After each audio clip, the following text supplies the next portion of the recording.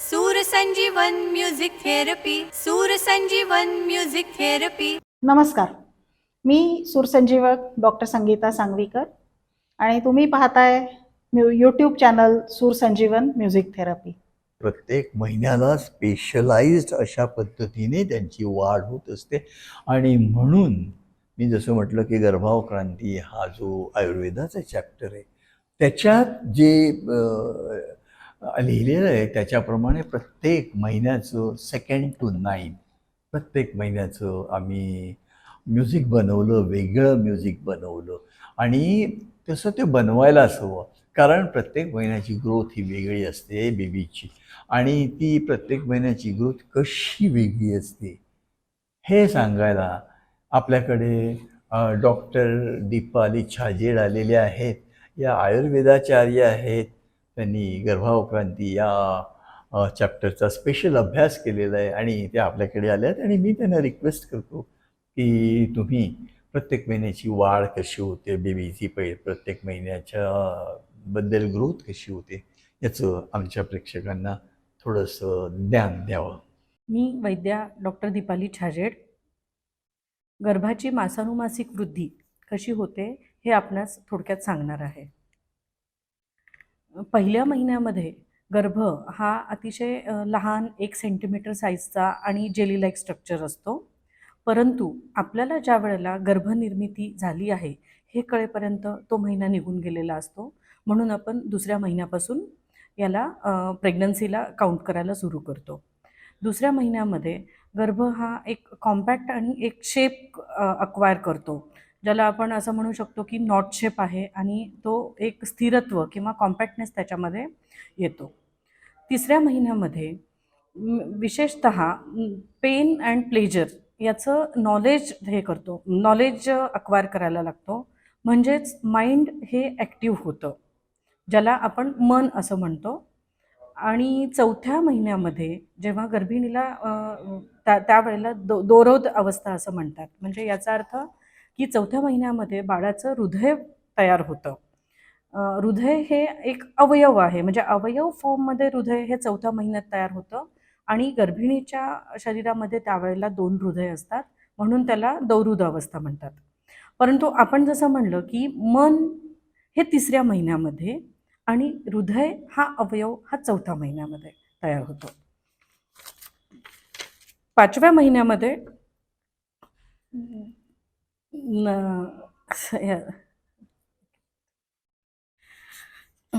5व्या महिन्यामध्ये अजूनही शरीराला स्थिरता येते. त्याच्यामुळे म्हणजे किंवा आपण त्याला म्हणू शकतो की दृढता येते. म्हणजे एक्सेसिव्ह फ्लेश आणि ब्लड त्याच्यामध्ये तयार होतं. आता ह्या सर्वच महिन्यांमध्ये म्हणजे 5 महिन्यांपर्यंत जर आपण विचार केला तर पंचभौतिकत्वानुसार पृथ्वी हे जर पंचमहाभूत याचा विचार करता आपल्याला स्थिरत्व मिळतं. आप महाभूतामुळे नरिशमेंट किंवा न्यूट्रिशन मिळतं. तेज महाभूतामध्ये त्यामुळे त्याला एक ट्रान्सफॉर्मेशन त्याच्यामध्ये की आपल्याला कोणता अवयव आणि कसा आहे त्याचं ट्रान्सफॉर्मेशन होतं. आणि आकाश महाभूतामुळे डायमेन्शनल ग्रोथ मिळते. आणि वायूमुळे सेल डिव्हिजन म्हणजे नंबर ऑफ सेल्स वाढतात, म्हणजे ग्रोथ वाढते. तर दोषांच्या दृष्टीने आपण जर विचार केला तर ह्या 5 महिन्यांपर्यंत तर हे पंचभौतिकत्व जे काही आहे ते आपण 3 दोषांमध्ये त्याचा विचार करतो की वातदोष हे आकाश आणि वायू महाभूतापासून बनतं, पित्तदोष हा तेज महाभूतापासून बनतो आणि कफदोष हा पृथ्वी आणि आप महाभूतापासून बनतो.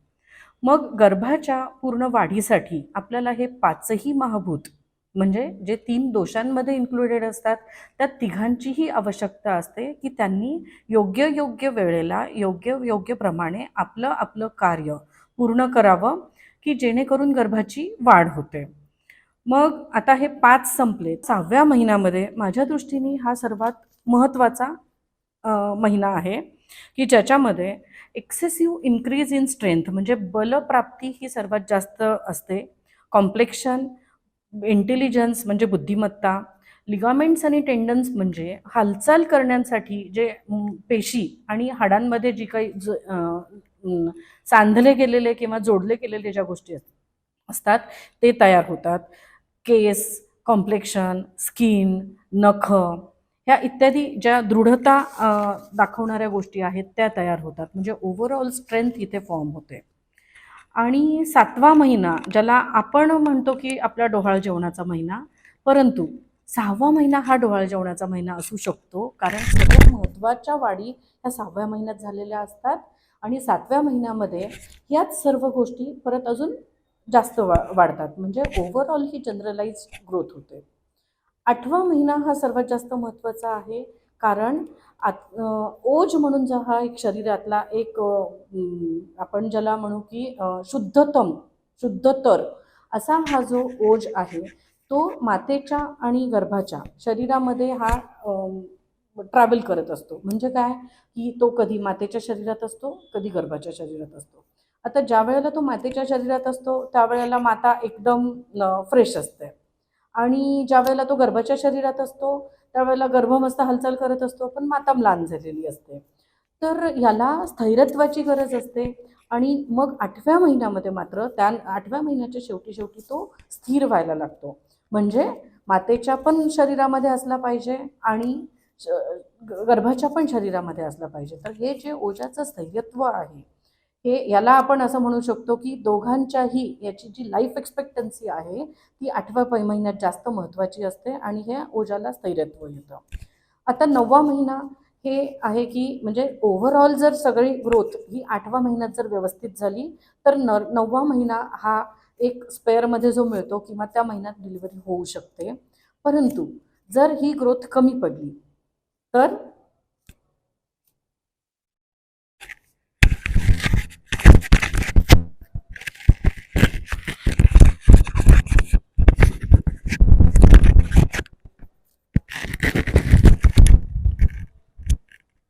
जर ही ग्रोथ किंवा वाढ जर कोणत्या एखाद्या छोट्याशा गोष्टीमुळे जर कमी पडलेली असेल तर ती 9व्या महिन्यामध्ये पूर्ण भरून निघते आणि त्यामुळे त्याला आपण जनरलाइज ग्रोथ म्हणतो. आणि सगळ्यात महत्त्वाची गोष्ट म्हणजे की वातदोषाचं जे कार्य आहे की नियंता आणि प्रणेता म्हणजे काय की तो प्रेरण करतो हालचालींना आणि नियंत्रण करतो.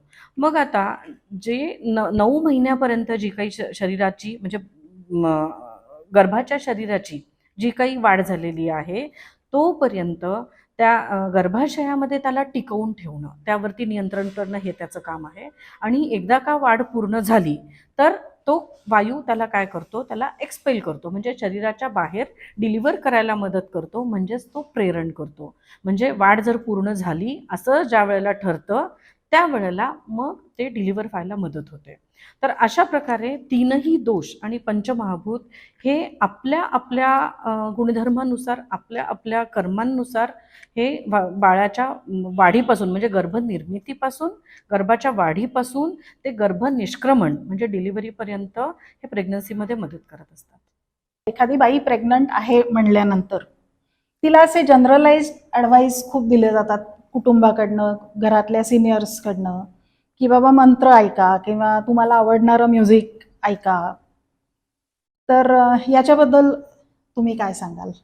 त्याच्याबद्दल मला असं सांगावं असं वाटतं की जसं पहिल्यांदी तुम्ही सांगितलं की आपली मुलं ही आता आपण 1-2 अशीच असतात आणि जी आपल्यासाठी अतिशय स्पेशल अशी मुलं असतात तेव्हा त्यांचा आपण नेहमी प्रत्येक वेळेला अतिशय त्यांच्या बाबतीत विचार करत असतो. त्यांच्या पोटात असताना त्यांना काय फायद्याचं आहे, काय द्यायला पाहिजे याच्याविषयी आपण विचार करत असतो.